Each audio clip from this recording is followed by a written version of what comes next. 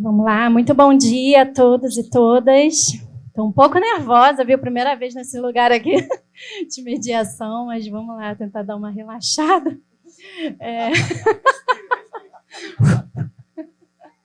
Quero agradecer muito ao Leonardo, ao Rafael, por esse convite.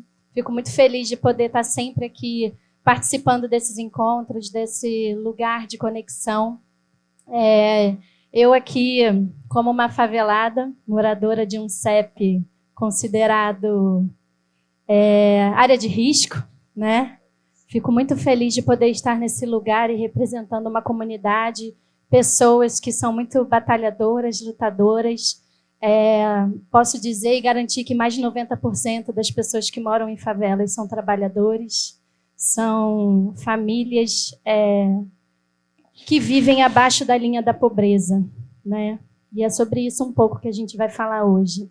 Mas aqui na região portuária, mais de 15 mil famílias e pessoas são CLT, assalariadas, muitas com salário mínimo, e é disso que a gente fala na favela, né? A gente falou um pouco hoje sobre violência, mas eu tenho certeza que o CEP desses grandes narcotraficantes não estão no território de favela. Na favela tem muito trabalhador, tem muita gente boa. Eu sou fruto disso.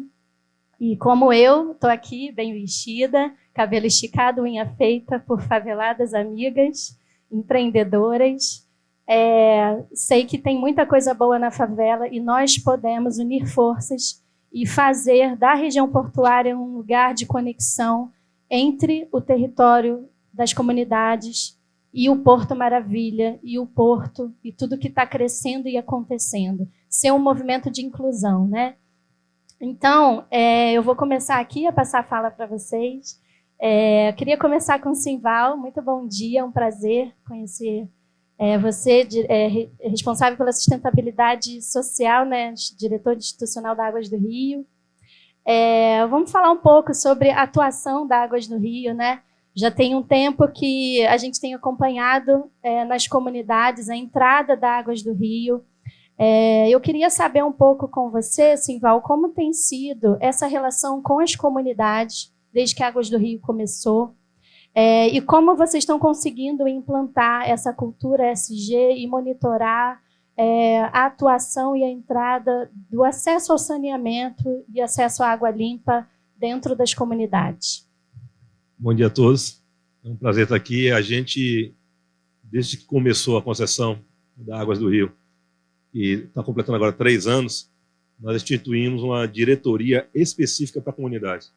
Então, dentro da nossa estrutura organizacional, tem uma diretoria exclusiva para tratar a área de comunidades. Nós temos na nossa área de concessão cerca de 700 comunidades cadastradas. Só na capital são 500. E que a gente precisava trazer uma tecnologia, uma abordagem completamente diferente da que vinha sendo dada até então. A gente trouxe a EGEA, que é a empresa que controla a Água do Rio. Ela tem uma experiência já em todo o país, são mais de 500 municípios, então tem uma experiência muito grande, vinda de Manaus, onde a gente conseguiu colocar água nas palafitas de Manaus, colocar sistema de esgoto nas palafitas de Manaus e colocar tarifa nas palafitas de Manaus. E isso inspirou muito o trabalho que a gente faz aqui no Rio. O que a gente sabe é que, desde que você traga um serviço de qualidade, desde que você acabe com aquela divisão que existia de cidadão de primeira categoria na parte do asfalto, de segunda categoria na comunidade, as pessoas moradoras da comunidade elas vão ter disposição a pagar, elas vão aceitar esse serviço e elas vão lhe ajudar a fazer com que o saneamento entre nas áreas até então não atendidas. Um ponto que a gente tem assim importante é que a gente criou também um sistema chamado de setorização, setorizadas. A gente entra na comunidade regularizando o serviço, fazendo todo o cadastramento, e ficam 2 pessoas a cada 4.000 pessoas responsáveis por aquela área. Ou seja, nós deixamos 2 síndicos, né, respondendo por aquela área e, preferencialmente, pessoas que vieram daquela comunidade onde a gente está atendendo. Nós hoje temos 8.000 colaboradores, sendo que 4.000 são oriundos de comunidade. Então, o importante, eu acho, é a gente, quando a gente fala em sustentabilidade, em diversidade, é espelhar a sociedade dentro da empresa. Então, quando você traz o perfil da sociedade para dentro da empresa, a discussão se dá de maneira muito mais fácil. ninguém que não vive uma determinada situação tem a empatia, a sensibilidade tão aguçada a ponto de conseguir transmitir o que sente aquele que sofre aquela situação, né? Então, hoje, por exemplo, nós temos 72% dos nossos colaboradores se autodeclarando negros, né?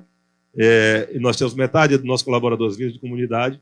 Isso faz com que a discussão da necessidade do Rio de Janeiro esteja dentro da empresa e que as soluções sejam pensadas com a cabeça de quem sofre aquela necessidade.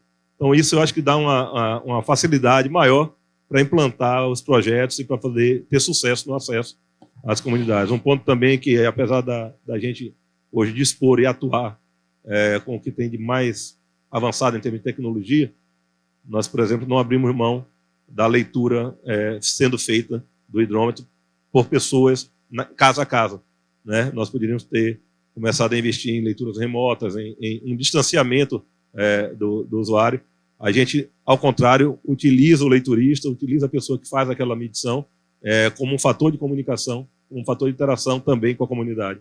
Então, essa abordagem, que é bastante discutida dentro da empresa, eu acho que ela hoje traz resultados muito importantes para a gente. A gente tem alguns exemplos, como a Barreira do Vasco, por exemplo, está toda saneada, com a inadimplência, por exemplo, né, equivalente à da Zona Sul do Rio de Janeiro, o que demonstra que essa metodologia ela é correta e ela tem futuro para dar sustentabilidade ao negócio, inclusive. Muito bom. Obrigada. Ellen Pedroso, prazer revê-la.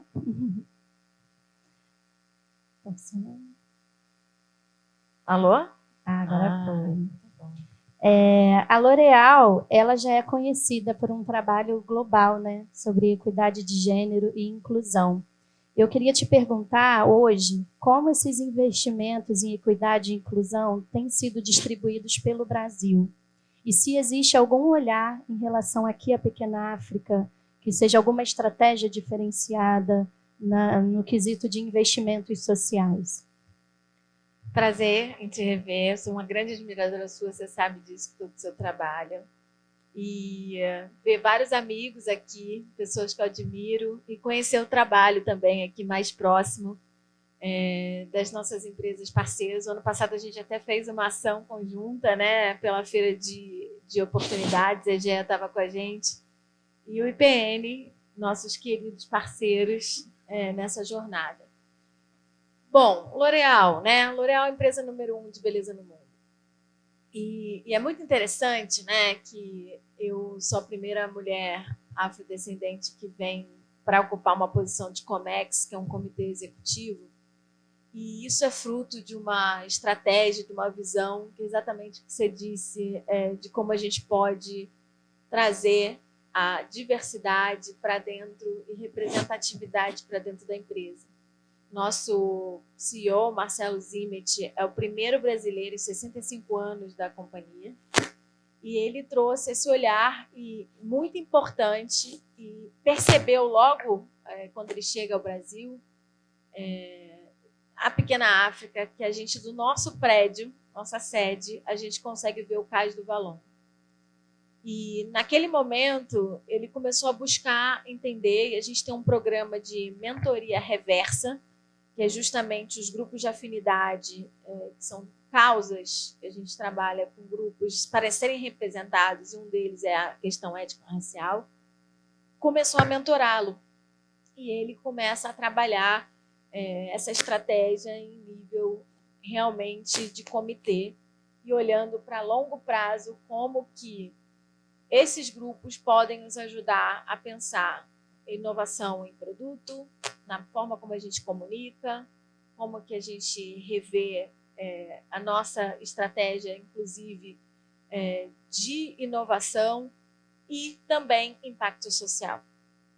Então, com a minha chegada, né, com esse posto, esse desenho, a gente faz muito um diálogo entre as metas e os desafios globais e o que o Brasil pode contribuir para essa agenda da empresa em nível global. Então, nós temos, de fato, 3 pilares de sustentabilidade. Um deles de fato, como a gente pode rever e repensar a nossa estratégia de processos, operação e diversidade e inclusão. Representatividade é muito importante. Somos 56% da população no Brasil que se reconhece como preto e pardo, e na L'Oréal já somos 45%. Estamos chegando aí à meta do Mover, que é um movimento de equidade racial, no qual também somos fundadores, com mais de 50 empresas que se organizaram e se uniram em prol de uma meta coletiva, né? E a ideia é que a gente olhe também não só para a inclusão, mas para posições de liderança. Então, 22% é a meta do Mover, né, para que as empresas alcancem, e nós já estamos em 21%. Então, é uma agenda que começa olhando para esse pilar de como a gente transforma o nosso negócio. Os outros 2 pilares são complementares, porque tem um olhar muito importante para como a gente empodera o nosso ecossistema. Isso fala muito de usar essa força da L'Oréal, essa marca, essa potência, para protagonizar e influenciar, né, o ecossistema, e aí vai desde fornecedor até realmente as comunidades no qual a gente está presente, e como a gente contribui para os desafios do mundo. E para isso, a L'Oréal globalmente tem fundos. Então, a gente tem o Fundo para Mulheres, o Fundo de Emergência Climática, o Fundo de Regeneração da Natureza.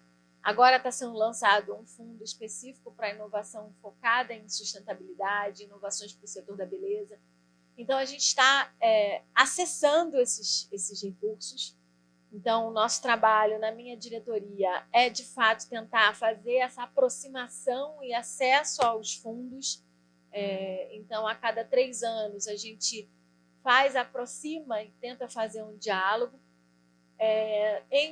Foi o ano passado, em 2024, a gente conseguiu um compromisso do grupo de atender 13 mil mulheres no Brasil, sendo quase 1.000 mulheres indígenas, e aí a gente tem projetos nacionais e projetos focados também na área norte e nordeste, mas a gente fez questão de, aqui no Sudeste, concentrar maior esforço na Pequena África.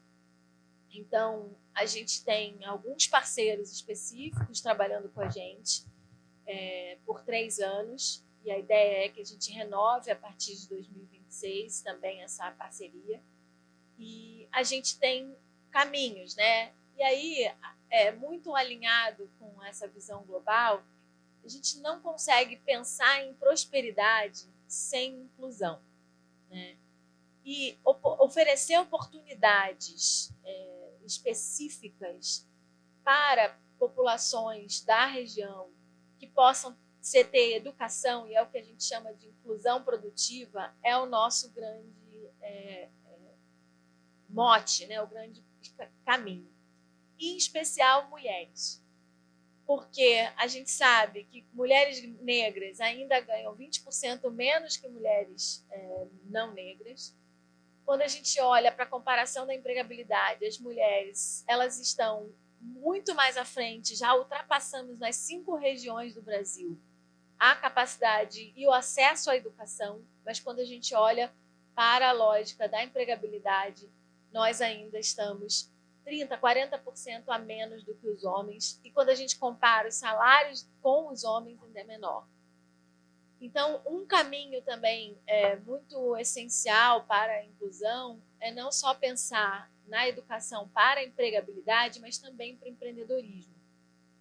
Então, nesse sentido, a gente tem as nossas escolas de beleza, a gente tem alguns programas focados também na formação, e um deles é o caminho também para a gastronomia, e a gente tem alguns projetos aqui na região olhando para esse sentido.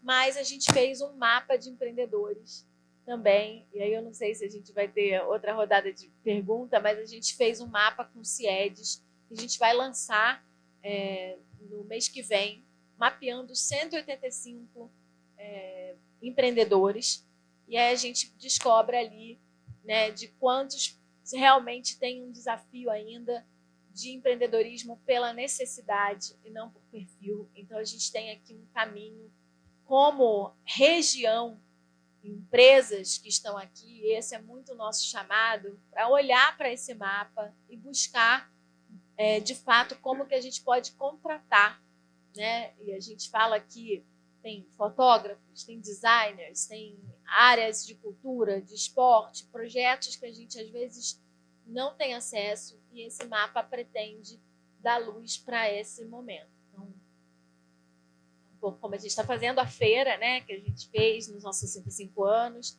Então, sempre buscando, foram 10 mil vagas entre cursos e também empregabilidade, e a gente fez isso em parceria. Então, é muito bonito ver uma mesa como essa. Agradeço ao clube pelo convite, nossos parceiros, porque, de fato, é muito a nossa missão aqui na Pequena África, é promover esse diálogo e conexão entre quem tem oportunidade para quem está oferecendo o seu serviço. É isso. Obrigada, Ellen. Leonardo, vou passar a fala para você. Antes de te passar, eu queria dizer que a pobreza, né, essa questão da desigualdade, a pobreza deixa as famílias mais vulneráveis e suscetíveis à violência, né? Eu sei que a Enel tem a sede aqui na região portuária, eu sei que aqui não é uma área de concessão da Enel, né? Mas com relação à sede estar aqui, até a sua presença aqui, mas querendo também provocar e entender, existe alguma intenção da Enel, um desejo de investir em projetos sociais ou ambientais aqui na região do Porto Maravilha?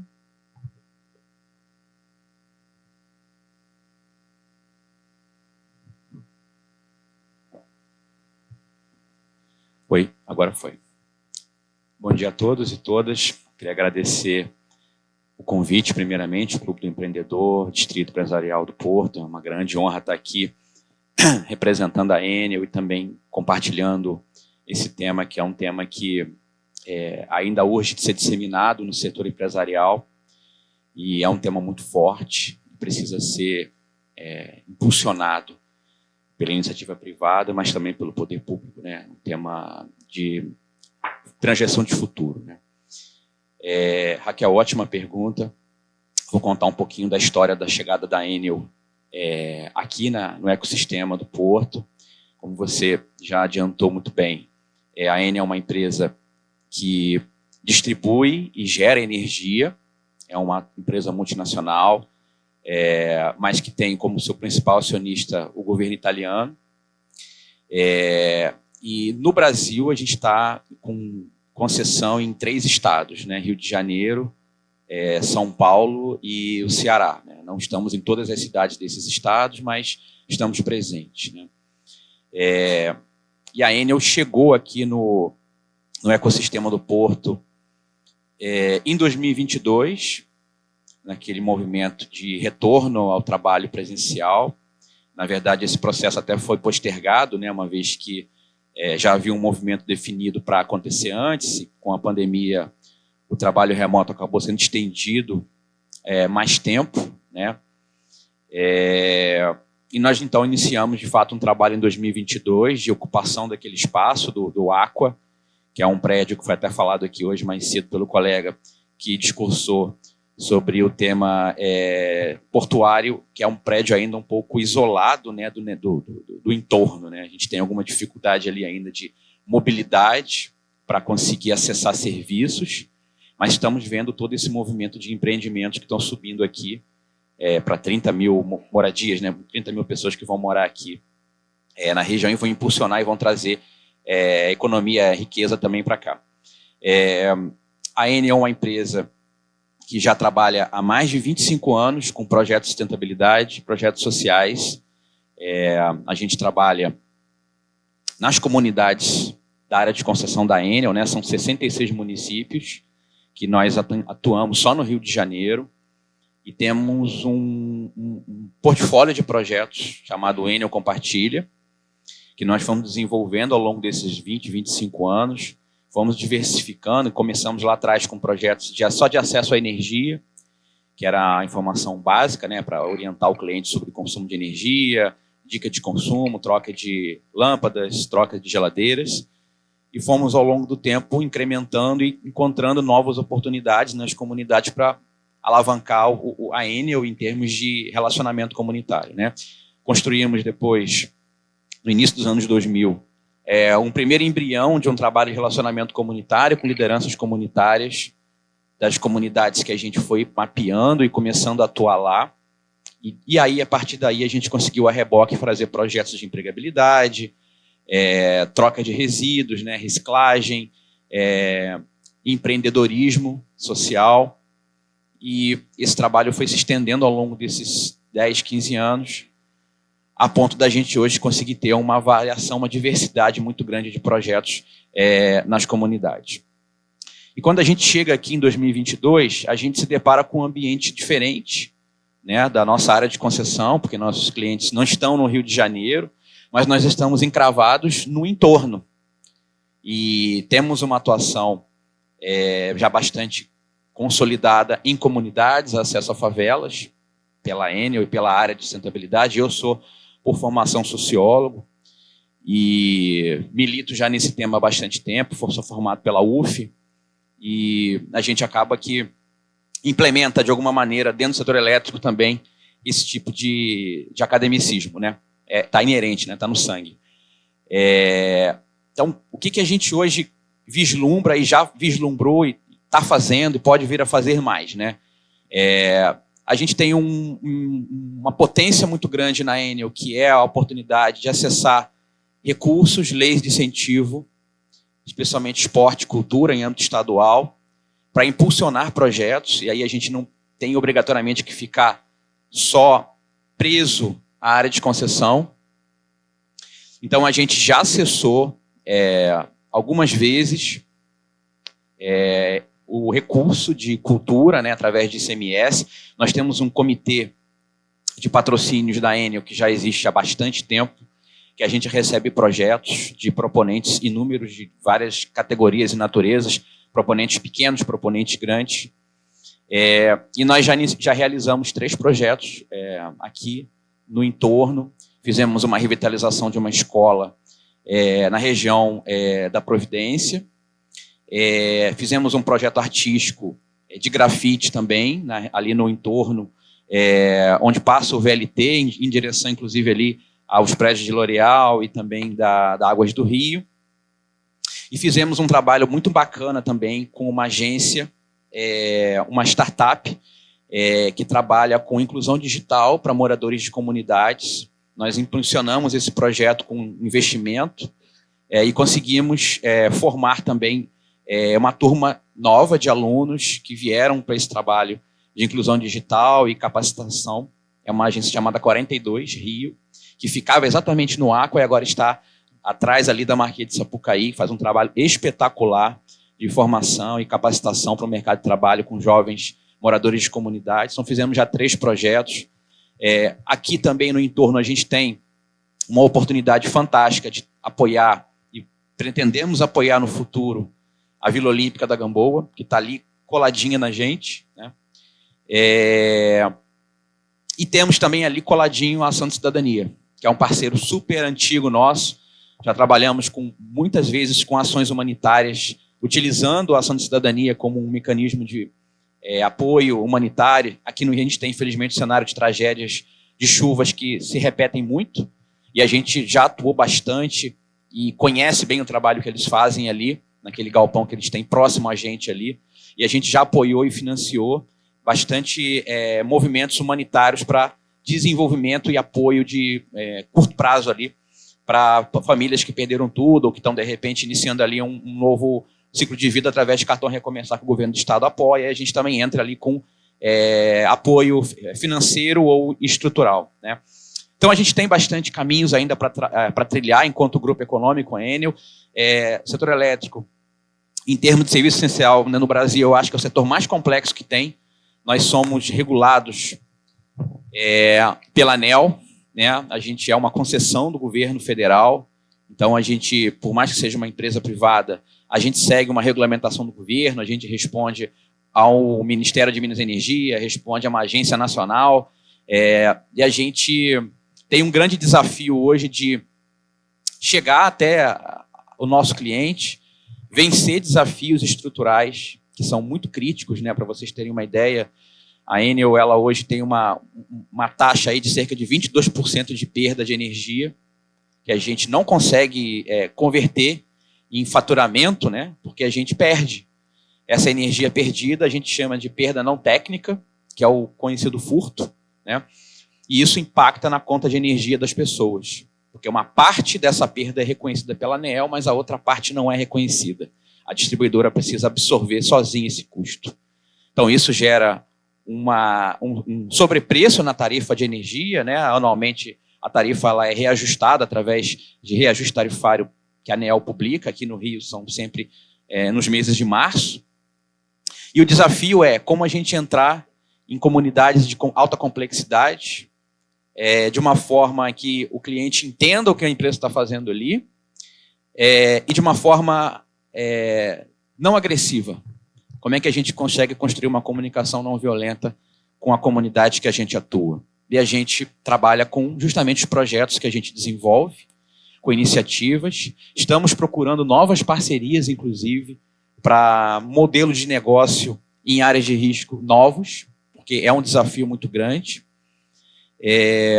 Temos bastante interesse em conhecer aqui, né, nesse entorno da Providência, o trabalho, por exemplo, que a Ellen trouxe aqui. Eu acho que até vou trocar cartões com você, porque me interessa muito conhecer, e também com o Simval da Águas do Rio. Já estive, inclusive, num bench lá com vocês o ano passado, mas a gente precisa reconhecer humildemente que temos muito a aprender, né? Então, aqui para a Enel, eu acho que o desafio é reconhecer cada vez mais esse território, desfrutar das oportunidades, e eu acho fenomenal o que vocês falaram. Não adianta a gente pensar num novo bairro, num novo ecossistema de riqueza, se a gente não olha para a inclusão de quem já está aqui, que chegou primeiro, né? Então, como é que a gente vai pensar isso? A gente precisa pensar em projetos integrantes, né, estruturantes, e olhar para esse acervo cultural, gastronômico da região portuária é fundamental. Eu tive a oportunidade, o privilégio de fazer esse tour da Pequena África em 2018, começando ali no ponto de encontro no Angu do Gomes e chegando até o Museu dos Pretos Novos, né? Sensacional, fiquei arrepiado no final ali, quando a gente chega ali na sede da associação, conhece, né, a descoberta cultural recente, né, do Cais do Valongo, que até então era desconhecido da população, e como é que o setor privado, as empresas conseguem se conectar com esse acervo cultural, implementar projetos. A gente é totalmente aberto a pensar novas parcerias, trocar oportunidades aqui de investimento, porque a Enel ela acredita na diversidade, ela acredita em integração com o entorno. Sim, a gente tem um grande desafio de se integrar em relação às operações que nós temos, né? Temos operações aqui, por exemplo, de construção de subestações, mas também temos integração de construção de sistemas solares, eólicos nas usinas que nós temos no Brasil, espalhadas no país. E temos aí cada vez mais necessidade de entender essa complexidade e aprender coisa nova, né? Não é uma conta fechada, e a gente está super aberto a desenvolver e também dar cada vez mais contribuições aqui para esse ecossistema do entorno da região portuária. Então, mais uma vez, agradeço, fico à disposição aqui para comentários, perguntas e o que a gente puder fazer para contribuir cada vez mais aqui com a região, e novamente agradeço o convite. Obrigado. Muito bom, Leonardo, obrigada. Eu já quero uma agenda com você, tá? Inclusive, eu tive uma ideia aqui muito legal da gente fazer um fórum ESG, apresentar todas as iniciativas sociais e ambientais, porque aqui na Providência tem muitas. A gente tem o Instituto AIO aqui. Ótimo. Lá no alto do morro, para vocês poderem subir, Maravilha. Conhecer, fazer um tour, né? E levar as empresas a conhecerem o território. Eu acho muito importante. Rafael, ontem, quando eu estava fazendo unha, eu conversando com a manicure, ela tem um espaço dela, né? E ela falando sobre o Epicentro, que é um prédio que vai ter uma área comercial embaixo. E eu falei assim para ela, poxa, você podia tentar planejar, já mudar para lá o teu espaço, abrir um negócio lá. E ela falou assim, não, lá deve ser muito caro, não dá, eu vou continuar aqui na Central, aqui eu posso pagar. Aí eu falei para ela, não, mas você pode ter um crédito, você pode se juntar com outras empreendedoras daqui e abrir sim um espaço ali no Epicentro, atender essa nova comunidade de pessoas que está chegando na região portuária, né? Só que é isso, às vezes a gente não se sente pertencentes ao próprio lugar, né? Que a gente não se sente, às vezes, capazes, né? Então, fala um pouquinho do que o Banco Acredita, traz do acesso ao crédito, que é fundamental para o desenvolvimento econômico das mulheres, mães solo, E como tem sido a atuação do Banco Acredita aqui na nossa região? Bom, obrigado pela pergunta, Raquel. Sou seu fã também, sou fã dela também. Já acompanho o trabalho da Raquel há bastante tempo. Falar um pouquinho do Banco Acredita. O Banco Acredita ele surgiu, na verdade, de uma ideia de um empresário, né, que estava fazendo investimento no social, só que estava vendo meio que o dinheiro dele escoar sem muitos resultados palpáveis e resultados imediatos e alguns resultados perenes, né? Então ele começou a ter algumas ideias com outros empresários amigos dele e foi aí que, conversando, procuraram alguém que falasse de empreendedorismo, que pudesse tocar alguma iniciativa de empreendedorismo com o microcrédito. Foi aí que me chamaram. Eu coloquei à disposição o Clube Empreendedor Brasil com toda a sua estrutura e abrimos o Banco Acredita, né, para fazer empréstimos de microcrédito para nanoempreendedores, mas nanoempreendedores não exatamente como o governo federal hoje classifica, menores ainda do que os classificados pelo governo federal. O nano mesmo, aquele que vende quentinha, às vezes, de vez em quando, vende cerveja na praia, vende um artesanato para o entorno, né? E aí a gente criou esse conceito de microcrédito produtivo assistido, a gente se baseou muito no Mohamed Yunus, lá de Bangladesh, tropicalizamos e trouxemos para cá, e vimos que conseguimos ajudar bastante gente. O sistema bancário mundial hoje ele não empresta dinheiro para quem não tem dinheiro. Então, quem não tem acesso a crédito não consegue crédito. O governo federal, inclusive, Técio, ajuda muito nesse aspecto, porém ainda tem um pouco do aspecto da burocracia, que é normal, para se acessar o crédito. Então, o que foi criado nesse projeto foi uma forma de ter crédito e acesso a crédito sem burocracia e, o melhor, sem juros, né? É uma taxa de 1% do empréstimo e com toda a assistência, né? Então, a gente mobilizou toda a nossa equipe, né, do Clube Empreendedor Brasil, junto com outras entidades, como a Pro Bono Brasil, que o Daniel Gil está aqui também, e outros atores, para a gente fazer o melhor possível para esse projeto de microcrédito que é o Banco Acredita. E conseguimos levar hoje 320 empreendedores já pegaram seu crédito e conseguiram investir no seu negócio. O exemplo do que você deu agora dessa sua amiga empreendedora é exatamente esse. Não tem nenhum tipo de empolgação, porque sabe que não vai conseguir crédito, e se conseguir crédito vai ser um crédito caro, e onde ela vai também vai ser caro. Então a gente impulsiona tudo, a gente impulsiona não só o microcrédito, como também toda a capacitação, o acompanhamento desses empreendedores, na sua maioria empreendedoras, mulheres, né, que são as que realmente impulsionam o negócio, e juntá-los para fazer collabs, por exemplo, para poder entrar em outros ambientes onde elas não entrariam anteriormente. Então a gente tem catapultado muito isso dos empreendedores, aqui não só na zona portuária também, mas em todo o Rio de Janeiro. Tem sido muito interessante essa experiência com microcrédito, né? Tem gente que, inclusive, que quer entrar no Banco Acredita só para ter a mentoria e a capacitação, mas eu não preciso de crédito, eu só quero a mentoria e a capacitação. Então a gente criou, junto com a Light, um projeto muito bacana também de capacitação e mentoria. O Christian está aqui com a gente hoje. Christian, levanta a sua mão aí. É um grande liderança lá da Babilônia, do Chapéu Mangueira, que nos ajuda também a fazer essas capacitações. Aproveitamos também o nosso asset, que são as pessoas empreendedoras que estão conosco no clube, para serem acreditadores desse projeto, ou seja, para mentorarem esses empreendedores também. Então a gente vai a fundo na questão do empreendedorismo, na sustentabilidade. Então é um projeto bem sustentável. E gostamos tanto, né, Leonardo? Nossa equipe a gente vai se apaixonando pelo tema, né? A gente vê que a gente gera um impacto muito grande, e isso reflete em todas as ações que a gente faz.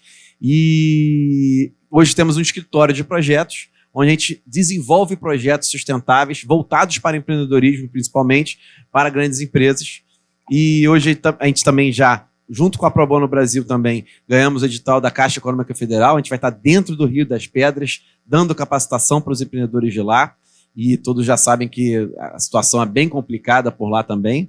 Então a gente já tem todo um time de sociólogos, viu, Leonardo? Eu estou cada vez mais fã dos sociólogos.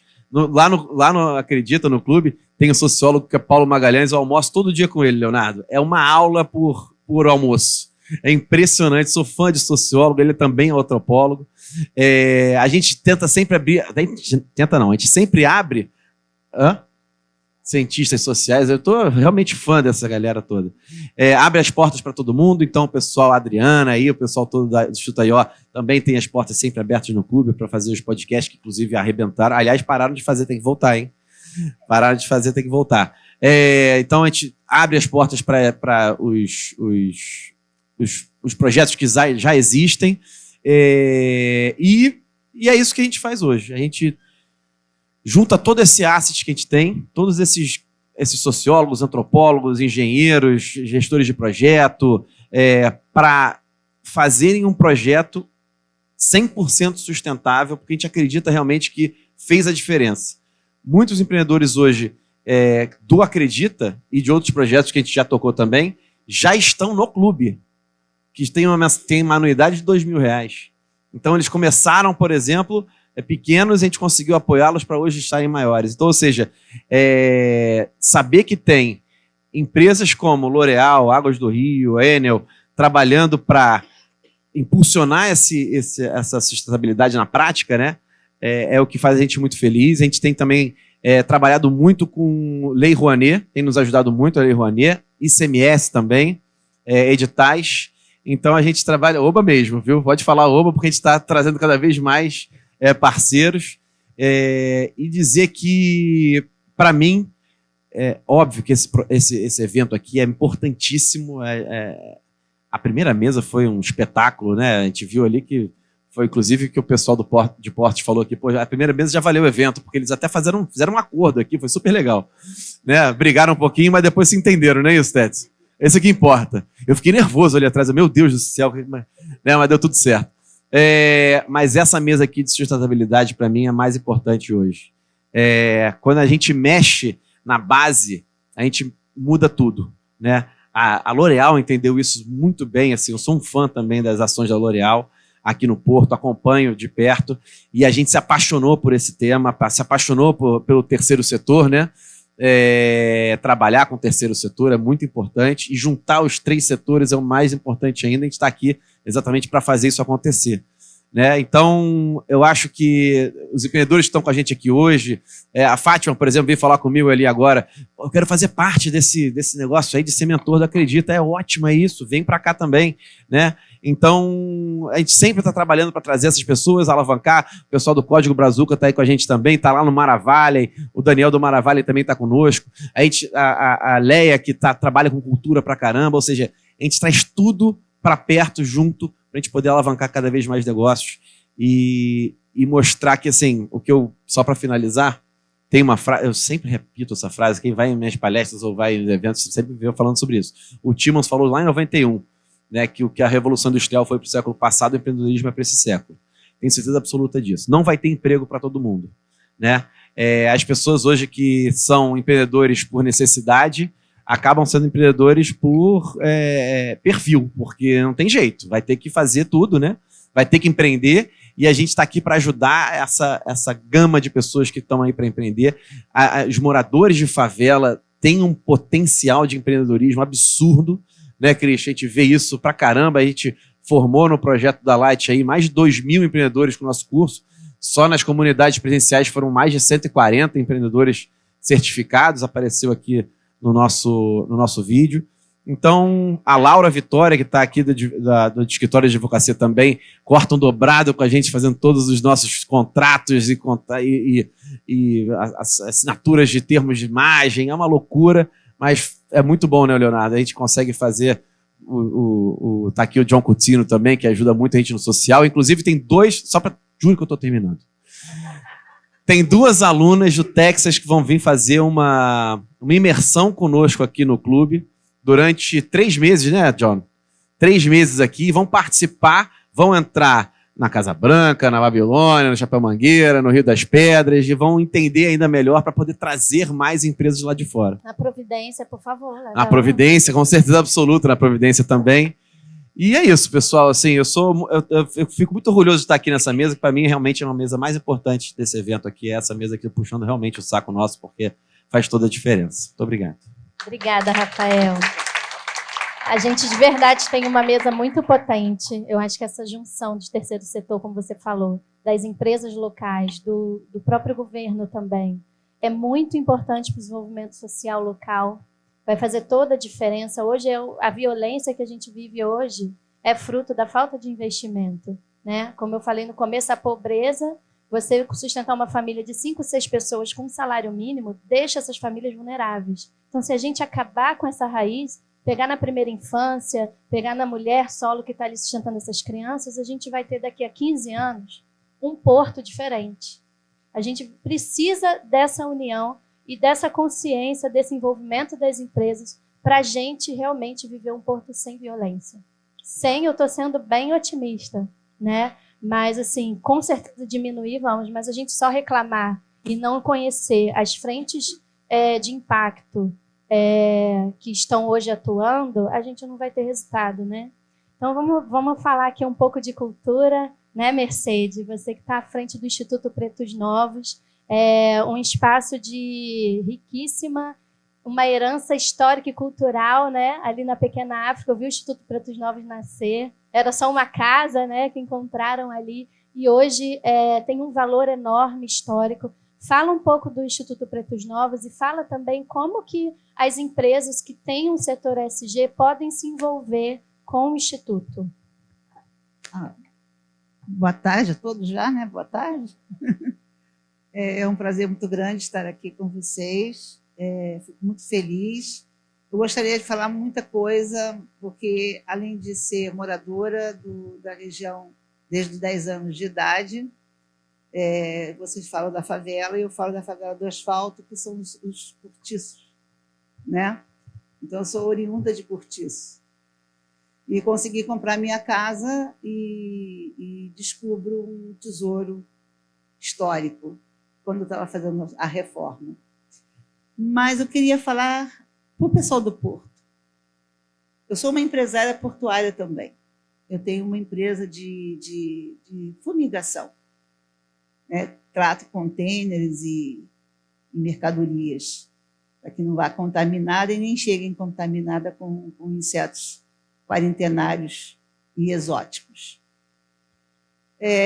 Sei muito bem como funciona o Porto. Eu tenho um orgulho muito grande, gosto muito do Porto. Eu já estou aposentada, minha filha que está à frente, né? Eu trabalhei no TRA, no Multirio, Libra, né, que não é mais Libra, agora é outro nome, enfim, Porto Seco de Resende, enfim. Eu vim falar de Porto. O Porto começou, vamos pensar assim, quando o Marquês de Lavradio transferiu o mercado de escravizados da Rua Direita para o Valongo e Valonguinho, 1774. A região era uma região tranquila, era rural, você tinha o Morro da Providência, eram chácaras, o Morro da Saúde era chácaras também, um lugar lindo, maravilhoso de pescadores. Marquês de Lavradio transfere o mercado de escravizados. E o Porto era na Praça 15, né? Como se todo mundo nunca esfarrou. Então, transfere o maior mercado de almas de cativos africanos para o Valongo e Valonguinho. Começa aí a área portuária. E aí se passou até 1830. Não vou contar a história toda, porque não dá. É uma história muito triste, uma história belíssima, e eu luto muito, eu brigo muito para não perder essa história. A minha família tinha, além da nossa casa, nós temos 2 imóveis ao lado da nossa casa, que era para ampliação, seria a garagem, porque minha casa é preservada, a fachada, e eu não posso fazer garagem da minha casa, então esse imóvel que a gente comprou ao lado era para fazer uma garagem, um quintal maior, etc. e tal. Não conseguimos fazer isso, porque ao encontrar as ossadas, e principalmente muitas ossadas de criança, Ao contrário que se pensa que os escravizados eram aqueles homens fortes, aqueles negão grandão. Não. Eram pré-adolescentes e adolescentes e crianças também. Nós lançamos agora um livro, através de uma emenda parlamentar, que fala... Não, é o livro... Até ali, esse livro grande que está com o senhor. Aí é um resumo dos livros de óbitos, o que restou da Igreja de Santa Rita. Aqui tem a transcrição dos 2 últimos livros de óbitos que resistiram ao tempo, de 1818 a 30, e 24 e 30. Para trás se perdeu, não se sabe mais nada. Quem for ler isso aqui vai ter muitos arrepios e vai chorar. Você, por exemplo, fulano de tal mandou enterrar uma preta nova, vinda do Lazareto, e desembarcou no navio, desengano, né, no Manaus, que existia naquela época. Além disso, também mandou enterrar uma cria sua e uma moleca, ou seja, a mãe e os filhos. É assim que é esse livro. Conseguimos convencer o cônego lá da Cúria para que nos deixasse digitalizar e mostrar isso aí. Eu pedi à L'Oréal, inclusive, para que ela nos ajudasse a fazer mais livros desses, mas, graças a Deus, o nosso secretário de Cultura vai nos ajudar com um fundo do ISS, porque tem que sair rápido, né? Porque... Aliás, falar em ISS é isso que nós viemos falar. Eu só contei um pedacinho da história triste da região, e tem outras coisas boas da região, aí nasce o samba, aquela coisa toda, mas a gente não pode deixar mais de 1 milhão de cativos africanos que foram vendidos por aqui. Isso eu não vou deixar esquecer nunca e jamais. Bom, enquanto eu estiver aqui, né? O resto vamos ver. Mas eu gostaria de fazer um apelo a todos vocês que têm ISS, Lei Rouanet, ICMS, que investissem na região. Nessa região, além do Instituto Pretos Novos, tem o Puxa-Saco também, né? Mas existe um monte de gente fazendo cultura e que precisa de vocês. Não só pela lei de incentivo, que eu acho uma vergonha esses empresários não coçar os bolsos, sabe? Dinheiro bom também, né? Ter lá um fundinho. O dinheiro carimbado, né? Pô, não, carimbado já basta esse aqui que está aqui atrás. Que Deus me livre e guarda. Mas eu agradeço a todos os deputados que nos dão únicos recursos mais fortes que a gente tem para fazer todo aquele circuito, clubinho do livro, enfim, uma série de coisas que a gente faz lá através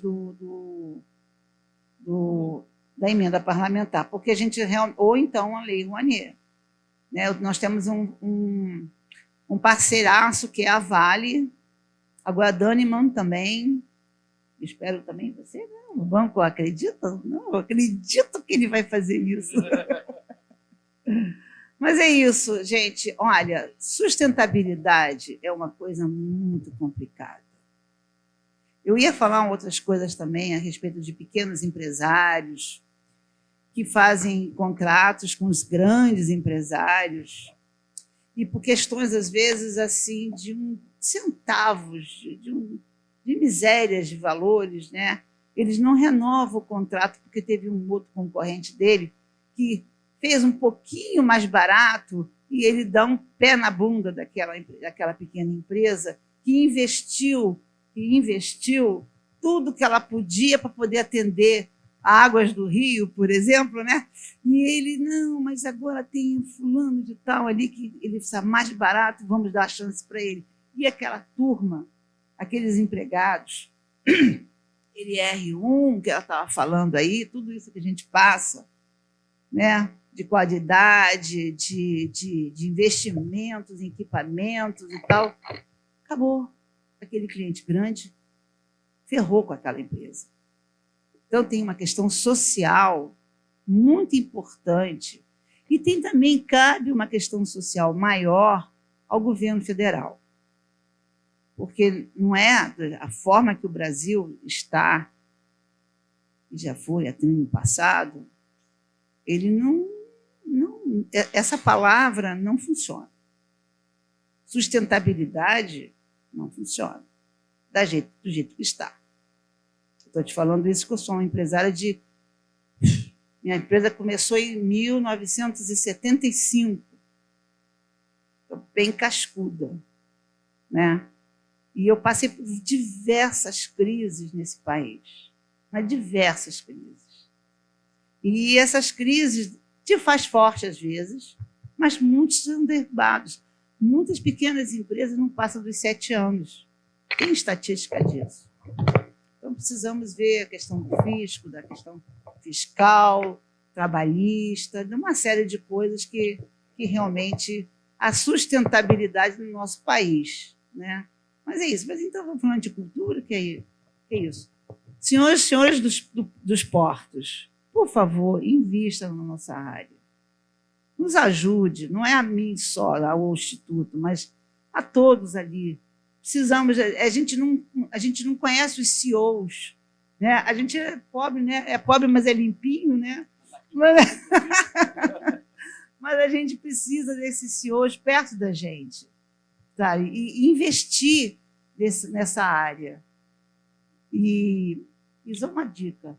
O Caju tem muito o que fazer, Até o Mercado São Sebastião vai fazer uma área portuária maravilhosa.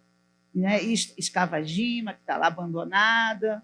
Isso tudo ali você pode revitalizar e fazer maior porto do Brasil, talvez. Vamos lá, virando Paranaguá, né? Mas é isso. Muito obrigada, gente. Obrigada, Mercedes. Eu gostaria de passar mais uma rodada, mas infelizmente o nosso tempo acabou. Só uma... Claro. Desculpa, a Luana vai me matar.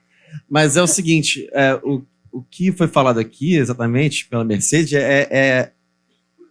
a discussão da mesa anterior foi muito importante. Fala-se de prédios, né, de construções, de logística, de porto, mas o que movimenta mesmo o porto é a cultura, são as pessoas que estão aqui, né? Então, assim, né, a importância de uma mesa como essa e do apoio à cultura, ao empreendedorismo, à autonomia criativa que faz parte da cultura, ou seja, isso é que é muito importante para a gente, tá? Vou deixar esse recado. Muito obrigada, gente. Peço que vocês se levantem para tirarmos a foto oficial do painel, para seguirmos para a próxima mesa. Aproveito para agradecer...